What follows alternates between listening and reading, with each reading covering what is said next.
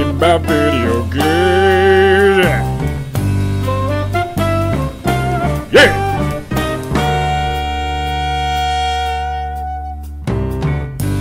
Hello everyone, thank you for joining us on the Donkey Kong Artist Podcast. I'm one of your hosts. My name is Patrick Shanley, and joining me as they do every single week, whether I want them to or not, is my best friends Edmund, Arnold, and Collin, Codega. How are you guys doing today? Good. I feel kidnapped because you force me to do this program every week when I have other things to do, and then you force me to wake up extra early this morning to do this thing. So yeah, you're forcing us to do this. I feel Against like my will. Black Panther forced you to wake up early. Don't blame that on me. Why does black people always have to get blamed for something, Pat? You always divert back to black people. No, it's not Black Panther, it's you, Pat. I'm sorry. You should be. But I am doing well, thank you. How are you doing? I'm so good. You're so good? Okay. I'm sorry, I'm being held against my will, so it's kind of a spoke when spoken to type deal. You know what, fine. Yeah, if you guys don't want to be here, I don't want to be here, someone save me. No, It's us. but seriously, no, doing really well. Very excited to see Black Panther here in a couple hours, and just holiday weekend couldn't be better. we had a big week. A lot of games came out. One of the ones that is in the news the most seems to be a game from a first-time publisher, Warhorse Studios, and it's called Kingdom Come Deliverance. Eddie, you were able to get your hands on this game. It is polarizing, I guess. The reviews are kind of all over the place. There's some good things, there's some bad things, but from your own personal experience, what do you think of this game? It is all white. Get it? It is, okay, I don't know. I'm having these weird emotions while I'm playing this game where I have intense desires of wanting to like it, and then I have intense lows of wanting to very much hate this game. So it is an extreme roller coaster that hasn't been comfortable for me so far. It seems to be what's reflected in the reviews. This is a weird game. It seems familiar, and yet at the same time it's not very familiar. It's sort of like a slower, I don't want to say a more boring version, but like a trying to be more realistic version of like an RPG. And that's what they're going for. They're going for this realism. Everything feels real. It's like essentially a walking simulator, and I know a lot of people are getting upset about that, but I'm doing a lot of walking. So one of my roommates comes home and sees me playing this game. He's like, "You're doing a lot of walking. I've been watching you play for 5 minutes, and you're just walking from there to there." So that's what it is. The mechanics are okay. I seem to enjoy them, but I don't know if that's going to be enjoyable for everyone, because you do have to sleep. You have to eat. You have to take baths. You have to wash your clothes. You have to build up your things like strength, agility, and all your stats are built up in the way of like Skyrim's built up. So the more you use it, the higher rating you get. But you have to teach yourself to read. You have to teach yourself how to ride a horse. You have to teach yourself how to hunt. So you play this run-of-the-mill blacksmith's boy, and you basically have no skills whatsoever. So everything where you start with this game is very, very, very basic. The archery has no reticle. You have to basically guess where your arrows are going. The game or the fighting mechanic, the one-on-one sword mechanics, is very slow, methodical. It kind of feels like you're underwater. I don't know if I like it or not still. But everything of this, they just steep it in realism. They try to make it as real as possible, and that ends up making the game very boring. History is not coming alive for you. And the story is good. I mean, it's history, so there's a lot of like a king kidnaps a usurper kidnaps a king in order to take control of the kingdom. There's like this little half-brother thing, but it doesn't really matter to you because you're just this blacksmith's son, right? So for that, I kind of applaud them because they kind of make the story very personal. Mm-hmm. You don't feel like you have any stake in this bigger thing that's going on. Mm-hmm. It's just this background playing, right? Your more personal story is avenging your parents' death. Sorry for the spoiler.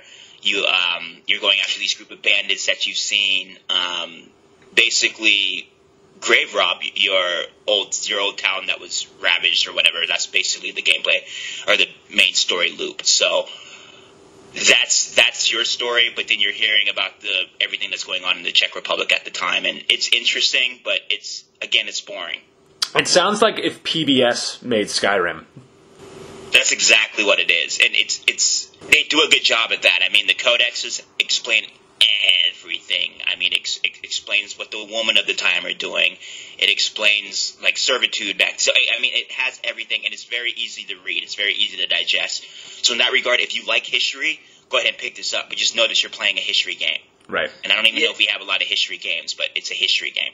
Now, Eddie, with it being historically focused, I do see how it would make sense to applaud the studio, Warhorse Studio, since they're, really going for the era of realism. Now, do you think it would be a little bit more interesting if they took someone that was maybe historically significant that you would play as, or if you were a little bit more entrenched into the decision-making of the times, or do you think it actually benefits from being just a nobody in this grander historical setting? It benefits from you being a nobody in this grander setting because it actually feels like you're building this person from the ground up. So every time I talk to a different person, you give a whole bunch of wealth of options to choose from, but you're basically building your speech patterns from the ground up. So in that regard, and I think if you're playing as a historical figure, that's where things can get murky, and you can't really play along with the story as much. Mm-hmm. But this one, you're basically free to do everything.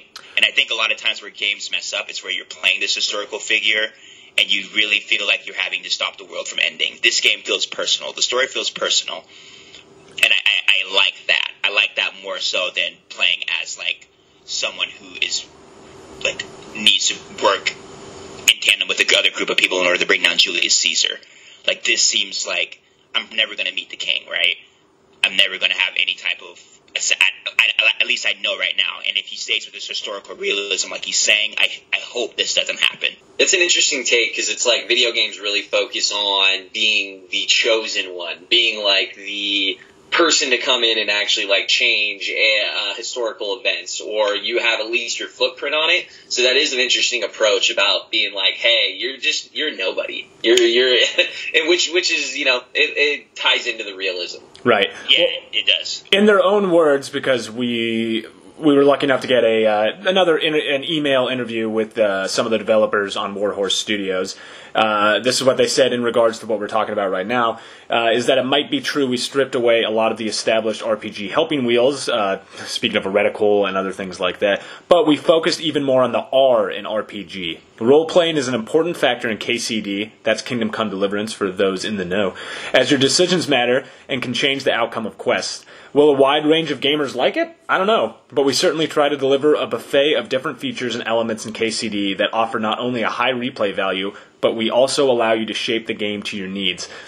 Again, not having played it myself, but hearing you having played it, it seems to be a bit of both here. I applaud them for doing something different, and particularly if they're making a game where you focus on somebody who's not the savior of the world. But at the same time, I can understand why other games do that, because these are escapes, and it's fun to play as like the chosen one.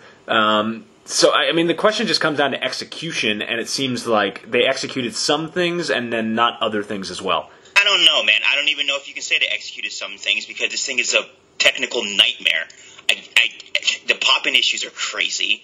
They say that there's no like people of color in the game, but if you're looking at the craziest thing about this game, and I'm playing it on a basic PlayStation 4, no PS4 Pro, no Xbox One X. I should have got this game for PC. I'm beating myself up for buying this game on PlayStation 4, and I'm hating myself for it because it's playing that bad. But they have this thing where if you're looking at your NPCs from far away, they look like black people, and then when you get close to them, they automatically turn into white people.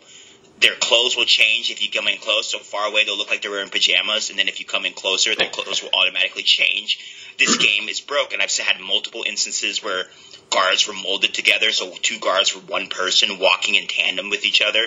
I had an hour yesterday where I couldn't get through one mission because every time I tried to play the dice game with a guard, the game would crash. So I had 6 reboots to get through this, and they made me play this 5-minute long dice game that's not even fun.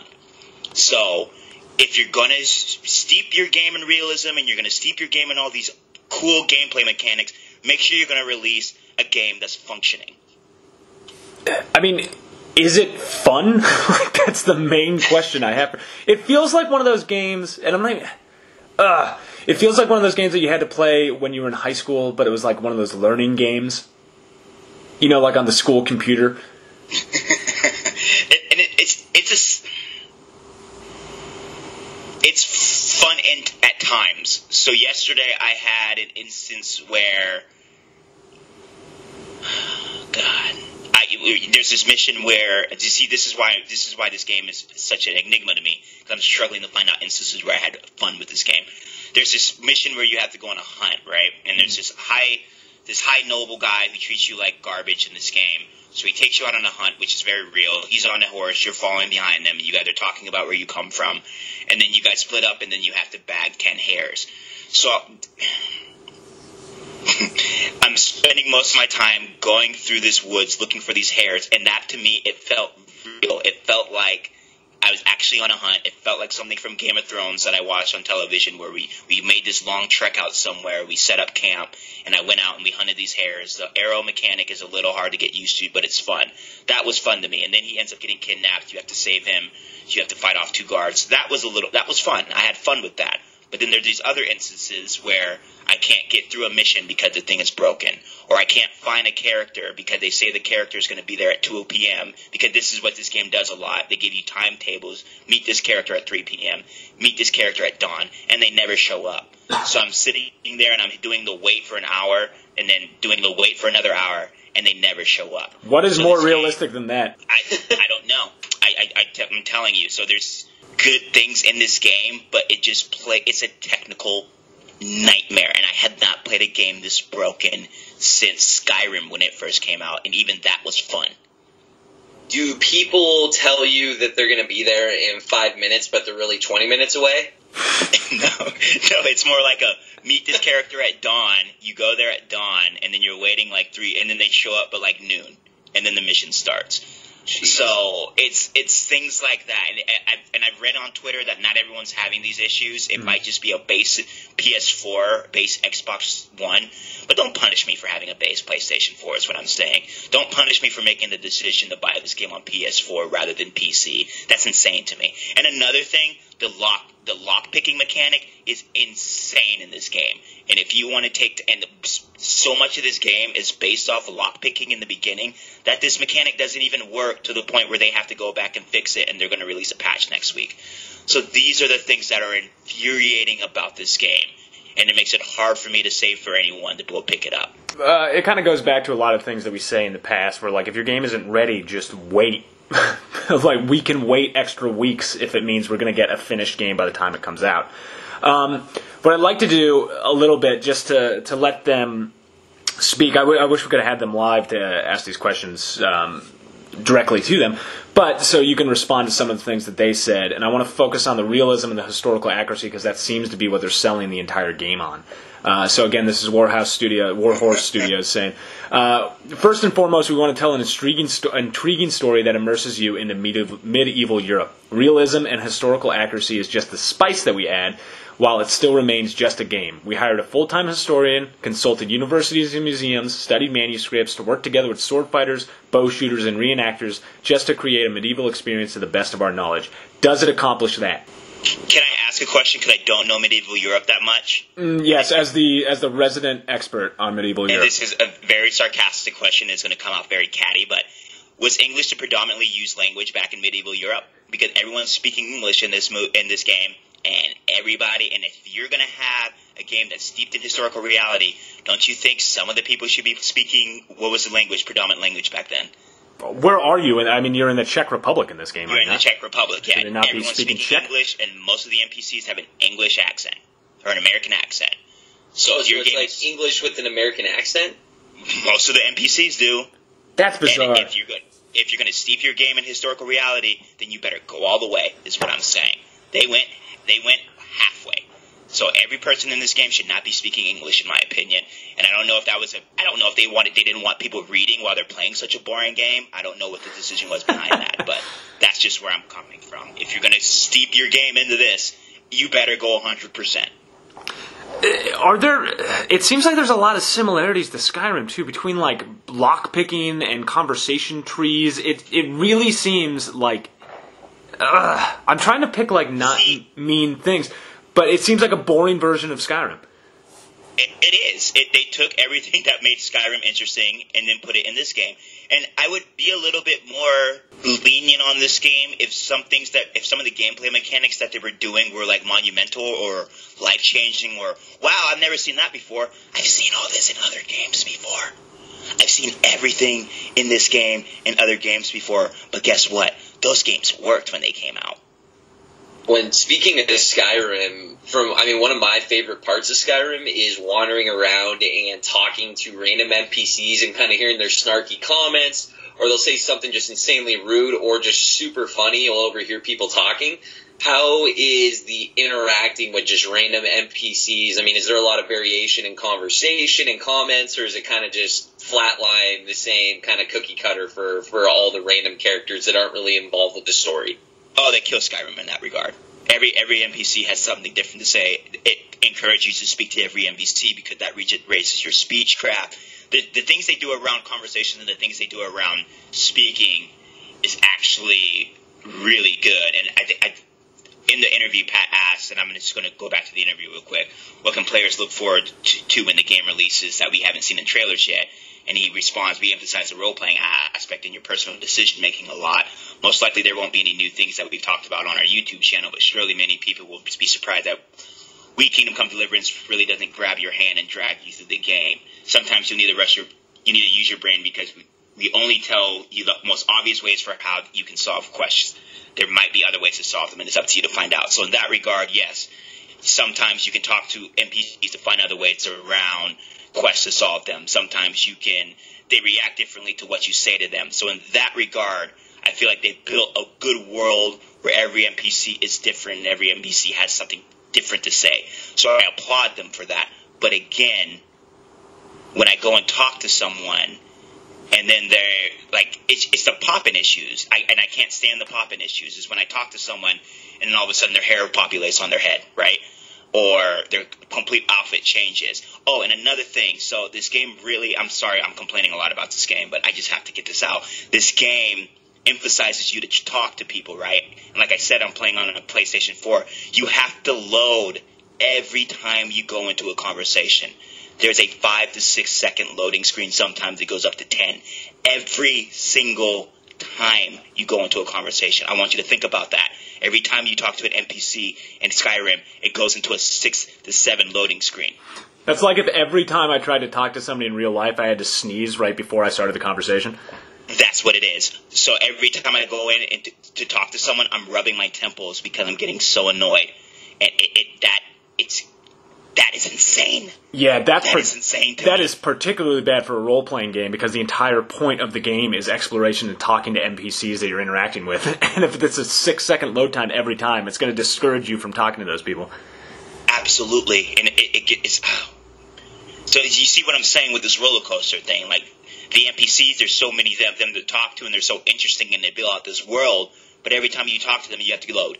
And do you really want to go through a town and have to talk to every single person when you only have like a 6 hour playing session with this game? You know what I'm saying? Mm. That's going to take your 6 hours right there. It seems like there's a lot of good, shrouded in like a lot of mechanical issues that are going on.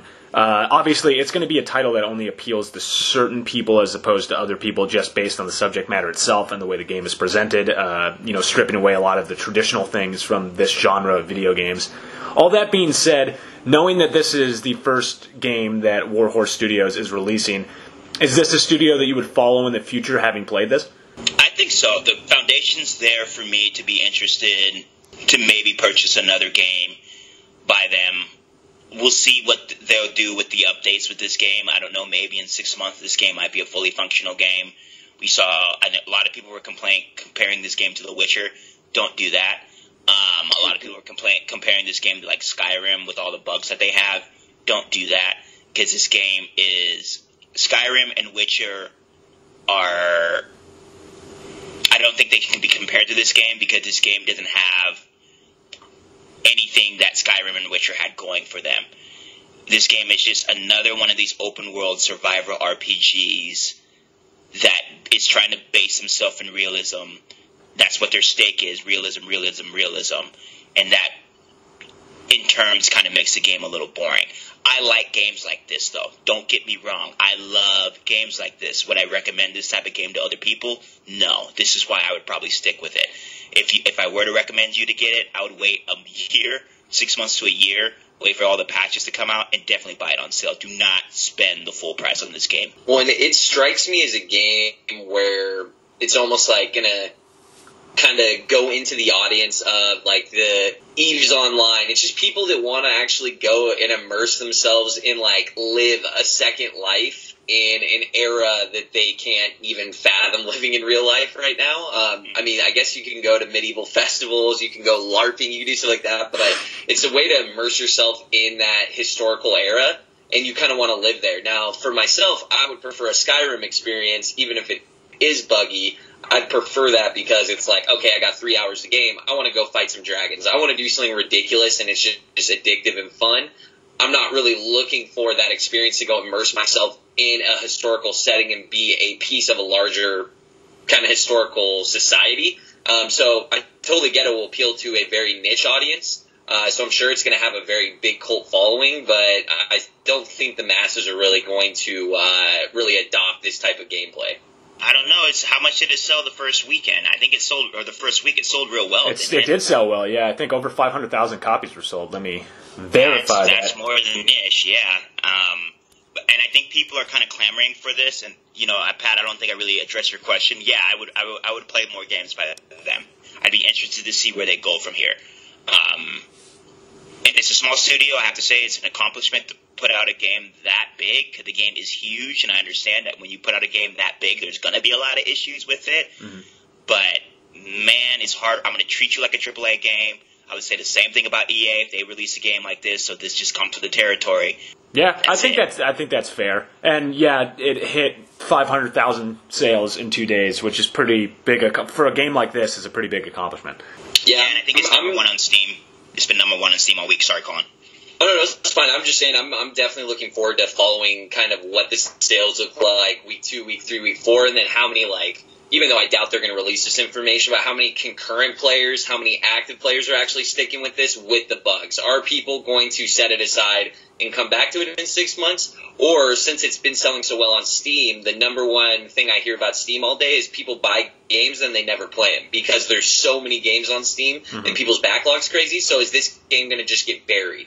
I'm really curious to see what the life cycle of this game looks like. Only time will tell. And I don't want to be like someone to start anything, but I wonder how many of those purchasers are purchasing this game just because it's to support the guy behind this game. And this game did get a lot of controversy, so it'd be interesting to see how many people just purchased it just to support him, and if they're actually playing it. For the most part, when I'm on Twitter talking about this game or talking to people who are playing this game, they're genuinely liking it, except for the horrendous bugs. And I'm not even speaking lightly. Like, if you know me, if you've known the games that I play, I will usually stick to a game if they have horrible bugs. I'm not the person to complain about them. I think it's sometimes unfair to knock a game, especially small studios, if they're building a game this big. But this is it's crazy how bad this game is with the bugs. And like I told you, it's 2018. I shouldn't be playing games like this anymore. I thought we had a point like 3 to 4 years ago where we were going to stop doing this. Because I don't know if you remember, Colin, like 2 to 3 years ago, we were getting broken game after broken game after broken game. Battlefield was broken. What was that? What games came out that year where everything that they released was broken? I had thought that we were getting away from that. Maybe the AAA studios got away from that. Maybe it's something we got to worry about with the small studios. And I hate saying that, but maybe it's something for us to look out. I want to bash my head on my desk because I say this every week, but you know why they keep doing it? Because 500,000 freaking people bought this game. So studios are going to keep pumping out shitty, broken games that have bugs because people buy them. People are still going to buy them. So once again, it was a good release window. It was like a perfect release window because no big name games are coming out. Everything coming out right now are like ports and games that people have already played before. This is like one of the first new experiences that have come out besides Monster Hunter this year. Right. So, and I think gamers are hungry for something right now. Yeah.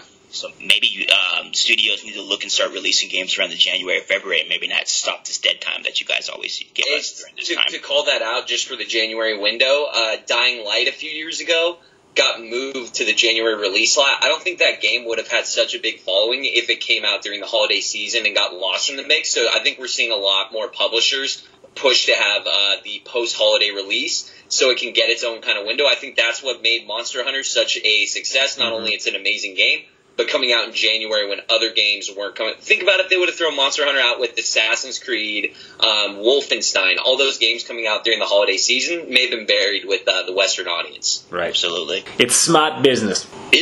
Smart business, see?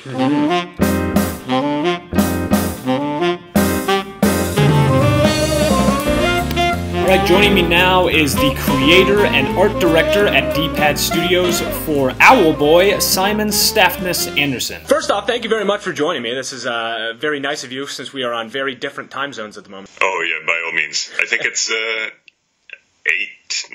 6 in the evening over here. Okay, oh my gosh, so yeah, you're almost 12 hours different than me. It's like I'm watching the Olympics. I'm trying to figure out all my times. But yeah, thank you. Let's talk a little bit about Owlboy, a game that I love and I think is one of the most beautiful games I've ever played. But the first question I have to ask is, why is everyone so mean to Owlboy?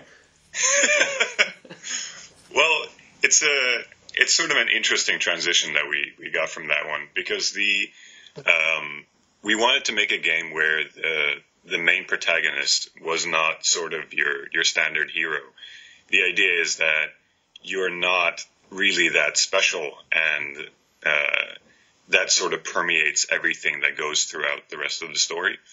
And if you've played any video game, you know how difficult it is to convince people who play games to care about someone. We're sort of like sociopaths when it comes to everyone that we treat around the games. Like, you can just reload and then hit someone in the face and then keep running. It's like that's our natural instinct. So in order to cement that bond, to make sure that everyone actually cared about the character, we needed someone that you really despised, and to make sure that it felt like people didn't like you, so you connect to people later. So we started out the game a little rough. And that process ended up being very effective. And it has to be said that in the very early days of development, gameplay was all that we really cared about.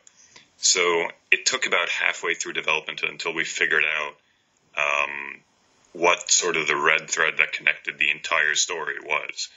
And once we figured that out and what people's connections were, then we can really hammer down on what those themes were. And it was that connection of being a bit of an outcast, but still bonding together with others to manage difficult tasks.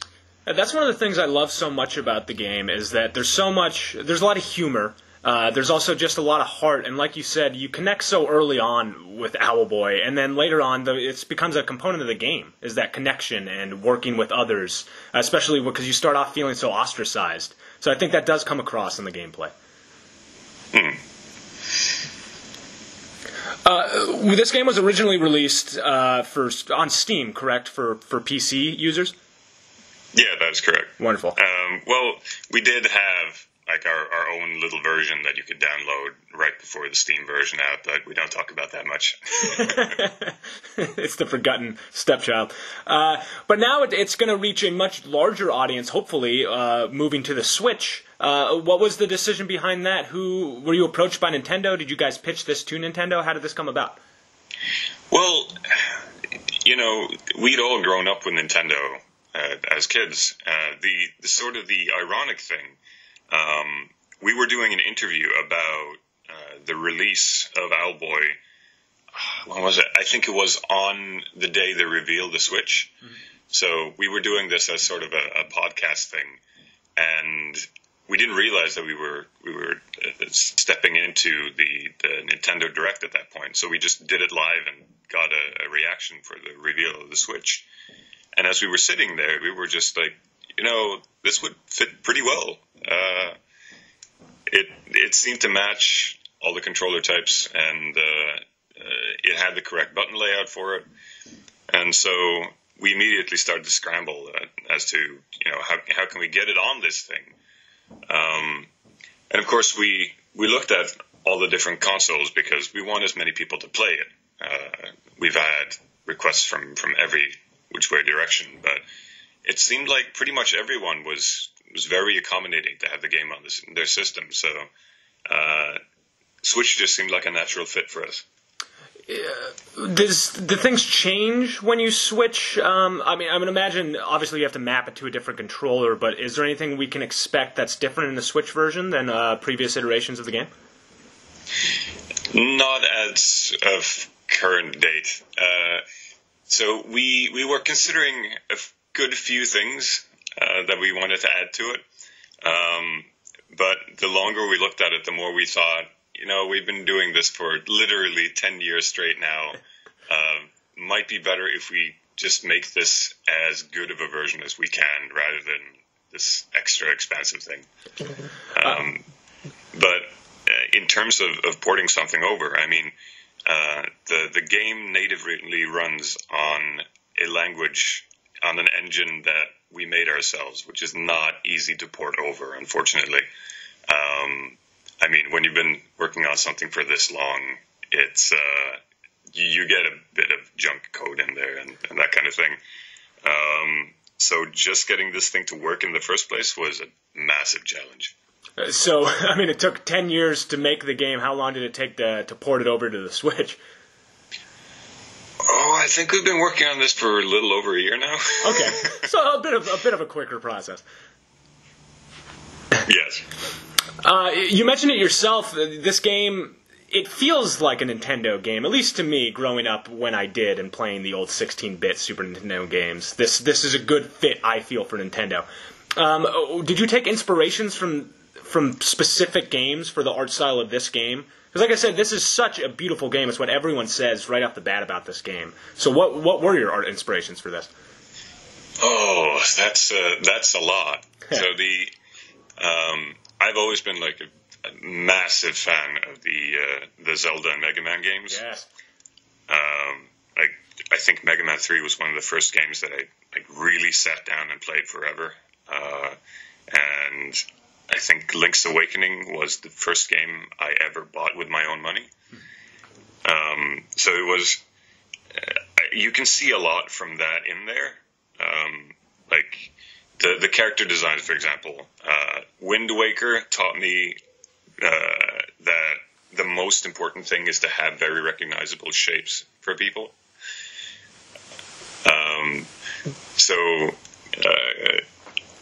I definitely took a lot of inspiration from that, and just the environment, just making sure that everything feels alive and that you can interact with everything. Mm-hmm. I thought that was very important. Mega Man, of course, has very stylized designs for things, and I wanted to make sure that whenever you fight something, it looks cool. But of course, when it comes to the art side of things, one of the goals, and I realized that this has changed a lot in recent years because now pixel art is such a broad thing. But you have to remember back 10 years ago, the Wii had sort of just been announced. I think pixel art was mostly allocated to like flip phones and that sort of thing. So now the goal back then was sort of to bring this back and show people that you could do it properly. So I look to a lot of sort of classics now that aren't really remembered for their pixel art, but just being good games in general. So Breath of Fire 4, for example, had gorgeous pixel art, but it's kind of been lost to the waves of time.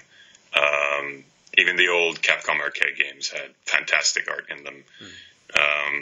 There's just so much that we sort of tried to lift from, well, lift is the wrong word, look at from the past to sort of bring back and remind people that you can do this properly again. Right. Does it present, I guess it presents a unique challenge, but does it present more of a challenge to do these almost throwback games as opposed to the power of these consoles now to make these graphically impressive games, but this is more, there's a different art style, and I just wonder, is it harder to go back now that the processing seems to be moving in a different direction? Almost like you're working against it. Well, you have to remember in the case with all art is that it's really just a medium. There is no such thing as things getting obsolete. That's more of a public perception. For me, pixel art, it's always about how much you can get out of as little as possible and how much skill you can get into doing that. And there definitely is a difficulty curve in doing that sort of thing. Like when you increase the threshold of what your quality is, then of course the workload goes up, just the same thing as with 3D. And the way that 3D is right now, like with low quality work, you can see that all across Steam. Like people download Unity assets and sort of throw something together. And then you have the extremely impressive AAA projects that are starting to mimic real life at this point. But when it comes to pixel art specifically, the thing is, yes, it takes an immense amount of work. Animations are not that bad, but backgrounds, just drawing something extremely detailed that the less you use of it, the more time consuming it becomes. But I think the biggest challenge is public perception. Because pixel art is not as prevalent anymore, people have less of an idea of what proper quality work is. And of course it is, because it's a specialty field. But that means if you do something right, it might look indistinguishable from something that was sort of put together in a shader or that sort of thing. So it might be that at some point, regardless of how much work you do, the payoff might not be as large because people can't tell the difference. Gotcha. As we spoke about a little bit earlier, as with 16-bit types of graphics and newer games coming out, there also seems to be more platformers coming out than there was 10 years ago, definitely 15 years ago. Do you think that there seems to be a bit of a renaissance going on for platformers? Have you noticed that there's been a rise in them, or more of an appeal to game designers to design these types of games? To an extent. I think what's happening now is a lot of indie developers like to make something that resonated with them as kids, but with a twist. That seems to happen a lot because it's interesting to interpret old ideas and try to find new ways to make them fresh again. The so-called Metroidvanias are very prevalent right now. Ironically, Owlboy is not really in that category because we're not as freely explorable as maybe a lot of other games. Roguelikes, of course, are very popular right now because there's computers are powerful enough now to basically generate an entire map for you, and you can have endless levels for something. But when it comes to platformers, I think we're sort of in an interesting middle ground for that right now because we have seen so many good examples of good platformers that people sort of have a base idea, can always start out with something decently competent. But at the same time, there's so many new studios that everyone is experimenting with something weird. And I think as people establish themselves more, I think we're going to get something really, really good very soon. And we're already starting to see some very interesting projects. Absolutely. I'll close with a more generalized question. Just how do you feel currently about the state of indie gaming? It seems that, at least to me personally as a consumer, there have been so many wonderful, wonderful indie games over the last couple years. You, as somebody in the industry, what's your opinion of it? What's the lay of the land as you see it for indie gaming? Oh, that's a difficult one because there's so many nuances within that. I think if you speak to any indie developer, at some point you're going to have people talk about how the bubble isn't going to last, or they're worried about future prospects of things. And I think that has to do with just competition in general. There's so many of us now, and it's relatively easy to develop a game. And it's not so much the quality of that, it's just that it's a downright overwhelming task for anyone to just find games nowadays. I think that's going to go a bit up and down now. I'm assuming that just because people are sort of scrambling to figure out how to bring things to consumers, a few studios are not going to last. The pool is going to get a little bit smaller, and bigger companies are going to rise up from that again. But you also have to remember, we're not an American studio. We're three guys sitting in Norway with some people that are working on commission for us. And our situation is a little different. Owlboy was possible to make in part because a lot of it was funded by the government. And on our side, yes, we have to sell the game, and that's a massive part of how we do things. But at the same time, it has a lot to do with how we can run our company natively based on the support that we get, because it's almost impossible to run a company by its own dollar. And so a lot of our industry is dependent on local politics and how that funding gets sent around. Unless, of course, we move somewhere else, and that'll be a discussion for another time. So on my end, it's sort of a double-edged sword. I'm hoping that everyone gets to sell their games and be happy, and I hope we get to continue making our games for a long while, because, that's what I think we all want to do. I can definitely agree with that. All right, well, Simon, thank you very much for your time. Also, three men sitting in Norway sounds like the greatest indie band I've ever heard, so if you ever want a side project, I would go with that. But congratulations again on making such a great game and all the success you guys have had, and thank you so much for coming on. Thank you so much. We were lucky enough to have not one, but two guests on this week's podcast, because we're the podcast of record. We are the absolute leaders in the industry. Don't check that or try and verify it in any way, but it's true.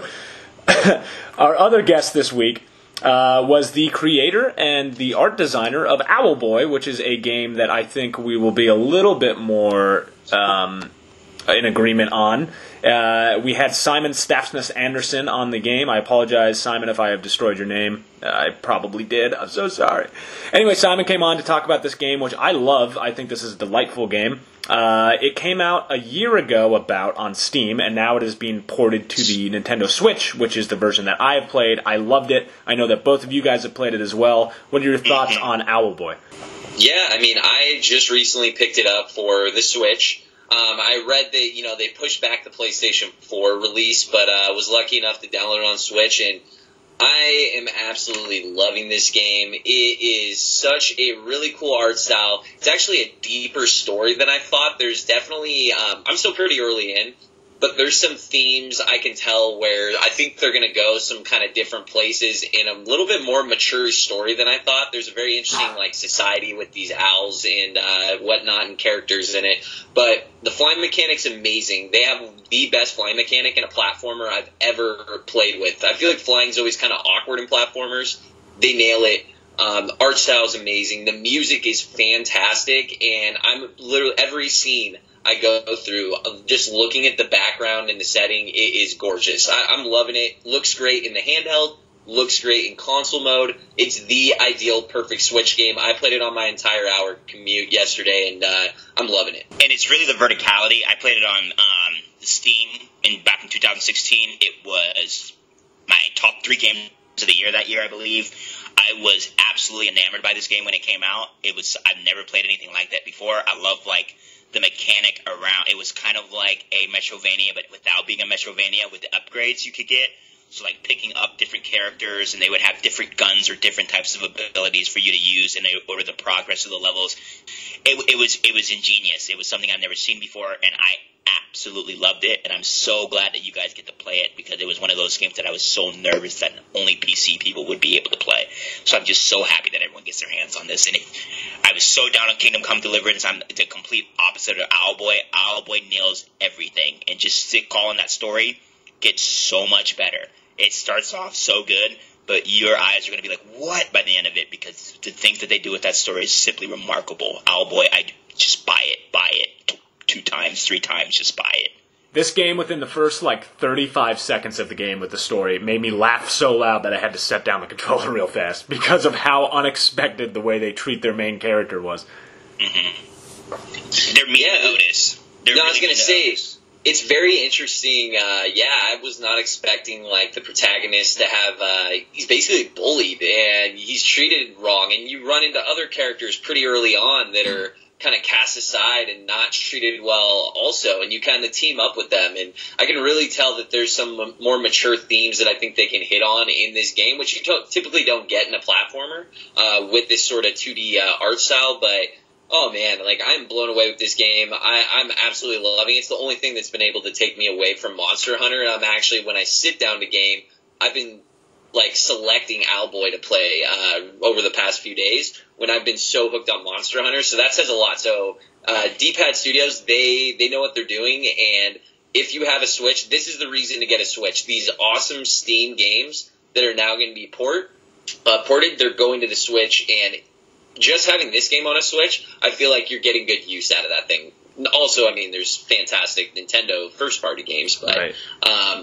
It's amazing. These are the perfect types of game for Switch, because these are games that are great to play on the go, which I think is it's the one thing that the Switch has above everybody else, because it's a portable and a home console at the same time. But they seem to be leaning into it, and games like this are the perfect things that they should be porting onto the Switch. So I commend Nintendo as well for going for this. What Simon told me in the interview is that they kind of had their choice. They were approached by everybody to who they would want to port their game for, and they chose Nintendo, which I think was a perfect choice. I can't think of a better marriage than Nintendo with this kind of old school, classic 16-bit type of platformer that has solid gameplay and is just so charming. It's perfect for an on-the-go game. Absolutely. No, I'm literally in a boss battle right now, and just being able to hit pause, put my Switch into sleep mode, throw it down. Once we're done with the podcast, I'll turn it back on, and I can just pick up right where I was playing from. So it is the ideal Switch game, in my opinion. Yeah, we definitely need to see more of those Steam games kind of transition over to the Switch. I don't know if Undertale has made its way over there, but I would like to see Undertale over on the Switch. There's just a lot of those small PC indie titles that would just work better on the Switch. It makes me think that Owlboy could have probably been a Nintendo Switch exclusive in a lot of ways. It actually makes more sense on the Switch than any other system. So I'm hoping that they recognize the potential in that, and we get more projects like that. You definitely are seeing it in the eShop on the Switch. You're seeing a lot more platformers, but I'll just take a moment right now. I know you're probably not listening, but Motion Twin, developer Motion Twin, please, please, please, please get Dead Cells out of early access and put it on the Switch. I want that game on Switch so bad. That is the game I can't play. I don't have a gaming PC. I want it so bad. Put Dead Cells on Switch. And I think Dead Cells and Owlboy came out around... No, Dead Cells came out a year after. But yeah, they're similar veins. But Owlboy is just one of those things where it's just kids can play it. It's very accessible to anybody. It has that cartoony look to it, yet the story is so deep. And in a lot of ways, I liked it because it was similar to Kingdom Come, where you're playing a nobody, right? You're playing Otis, who's bullied by everyone. You don't have a big, save the world story. It's just you trying to progress. You trying to, grow up. You know what I mean? So I like stories like that, and I kind of wish we could see stories like that. Pat, what about Owlboy, kind of, because you're very into these, big games like Zelda and Final Fantasy and things like that. What about Owlboy drew you away from those big experiences, something a little bit more smaller and personal? Right. So, I'm glad we brought that up, because I'm going to preface it with this. I got Owlboy. I played it for, hours. Probably sunk about 3 hours into it right off the bat. Just in one session, sat down and played this game because I was so enamored with it. And then I put it down, and I picked back up my Switch the next day, and it sits right next to Zelda in my little Switch queue. And I went right back to Zelda Because, look, this is me personally. Zelda offers me so much. There's so much to do in Zelda and different types of gameplay and different worlds to explore. Whereas a platformer, I'm just going through a track that I'm on. I'm not saying that I don't like that. I've played lots of games like that I do like it. The only knock that I have on Owlboy is that the gameplay can be a little bit repetitive and that it's a little too easy. It's not super challenging. I compared it a little bit to Cuphead just in its story. It took 10 years to develop Owlboy. It's from this small independent studio. Even though they're from Norway, they were funded by the government. Cuphead was absolutely not funded by the government. These guys mortgaged their houses. But they both have beautiful, beautiful art style. But Cuphead is too hard for me to really get into, and Owlboy is a little too easy for me to really get into. I'm sorry. This game was funded by the government? Yeah. Mm-hmm. For what purposes? To fund a video game, I guess. I don't know. That's what Simon told me. I have to look that up, but that's what I heard firsthand from Simon. That's awesome. Can we get some type of government program over here where we could fund indie games like that? That would be kind of cool. You want your tax money to go to funding video games? I'd rather that than go build a wall. I would just prefer they fixed my streets in Southern California. Would be nice, but yeah, that would be nice too, right? Yeah. But whatever.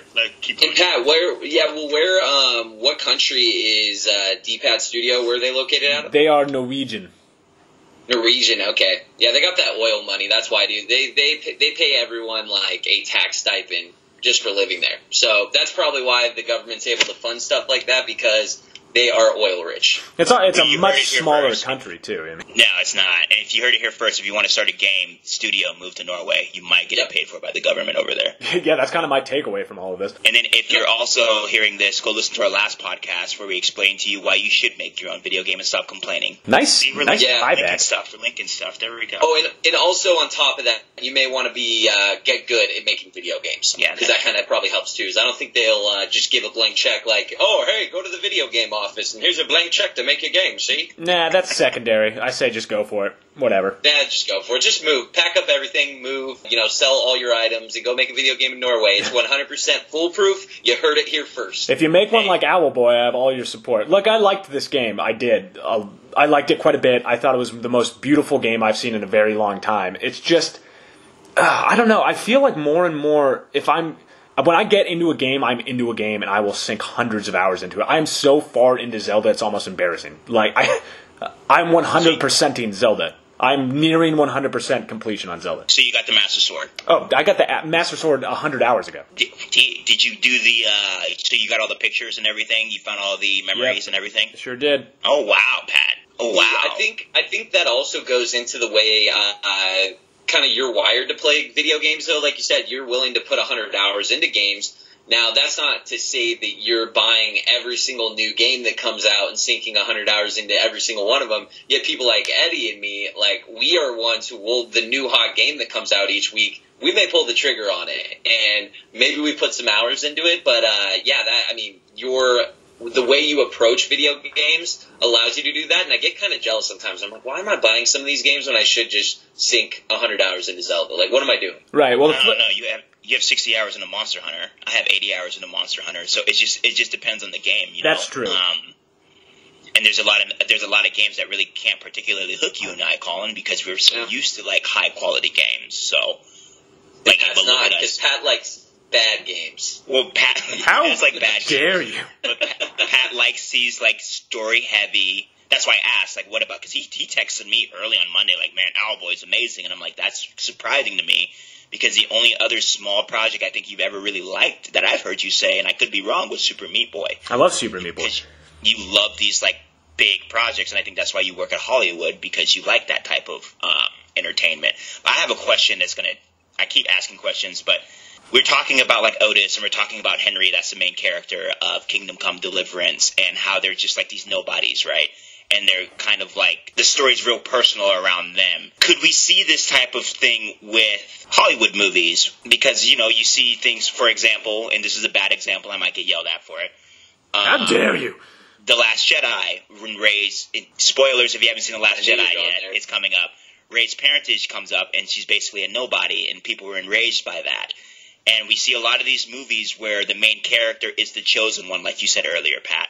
Mm-hmm. Or the main character is, or a lot of the games that you play, Pat, Final Fantasies, that character is a a prince that's going to take the kingdom one day, or has some type of ability where they are like the end all be all of things.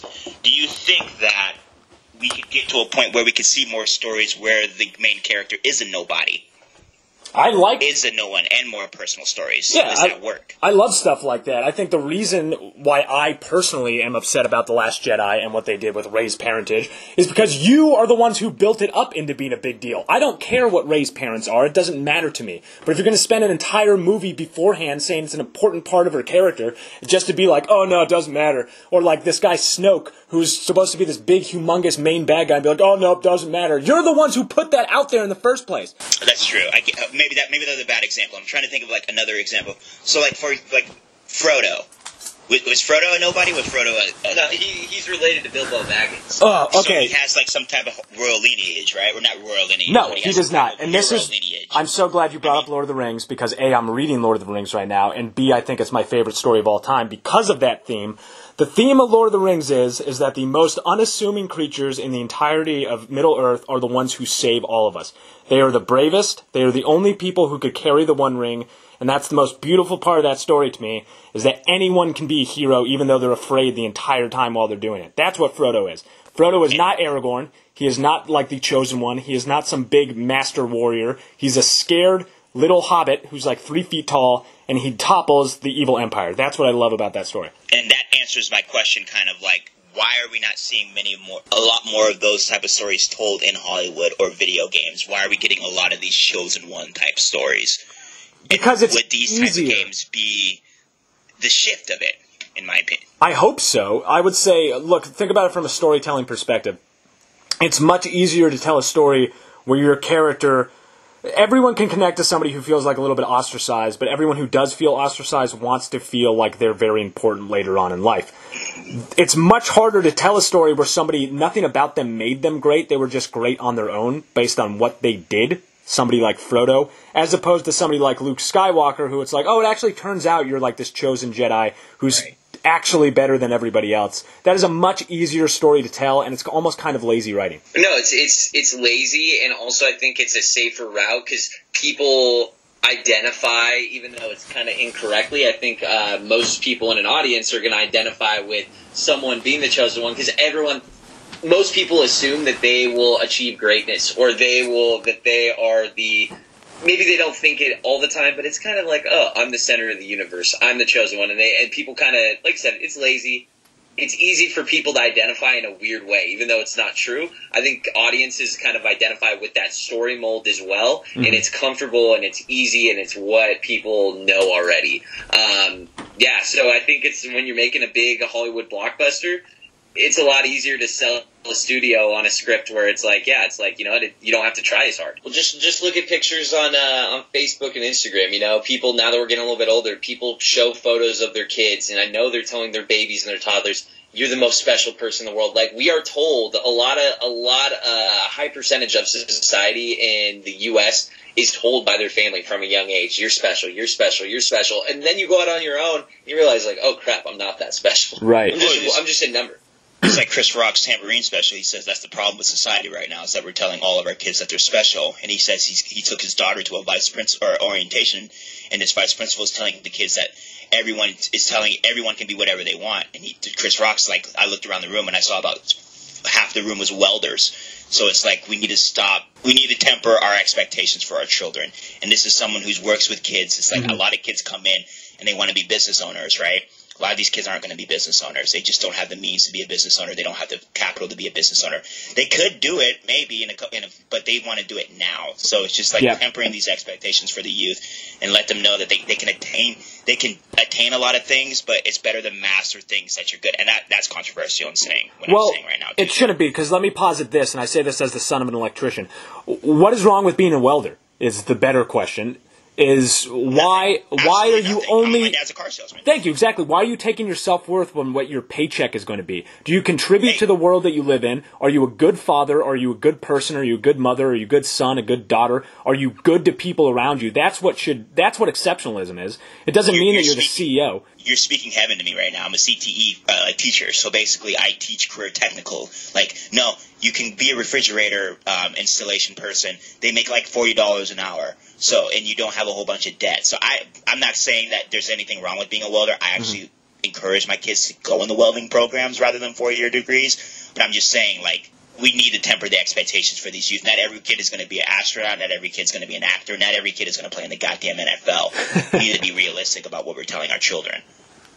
How did we get here from Owlboy? It comes from the exceptionalism. Yeah, there's nothing wrong with that, and I think it's just like, you know, and as someone who went through a 4-year school, who went through and has worked, I've worked up in some different businesses, doing sales, doing account management, getting into some marketing, and going into those more craft experience jobs, you're making a lot more money out the gate. You're getting better benefits, and you're going to set yourself up for a long-term lifestyle. Now, other places, when you're taking on this debt, you're opening up businesses, there's so much more risk. So I think when it comes down to it, do what's smart. I think there's going to be some different paths people start going on than just the 4-year degree with what the focus has been the last 20, 30 years. And I think at the end of the day, look at it like basketball stats. Let's all just come into this world, tell our kids, hey, we all have a plus minus. When you leave this earth, if you have a plus, and if everyone just had that mentality, I'm not saying you have to have a plus 20 and put up LeBron James numbers, but if you have a plus 1, the world's just a little bit better than from when you joined it. If we all took that mentality, it'd be a better place. That's so funny. That analogy. I say that so often, not in the basketball terms, but I say that exact message all the time. And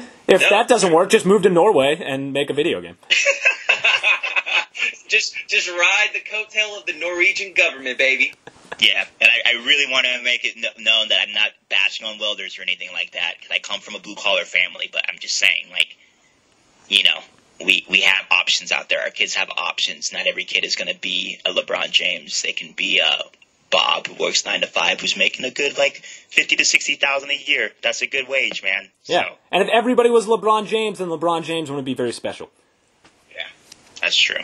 Anyway, that took up a lot of time, and we're actually that a lot. Pretty much at the end of it. Let's close out with just a little bit. I want to know, Eddie, I know what you've been playing because we talked about it for the entire podcast. Collin, what have you been playing this week? You know what? I'm going to stick with some Owlboy, but really been finally hit the end game of Monster Hunter and working on my. Now they have like multiple sets of gear for different monsters, and the end game. The end game's a little lazy. It's a little lazy how they introduce the story. No, the story.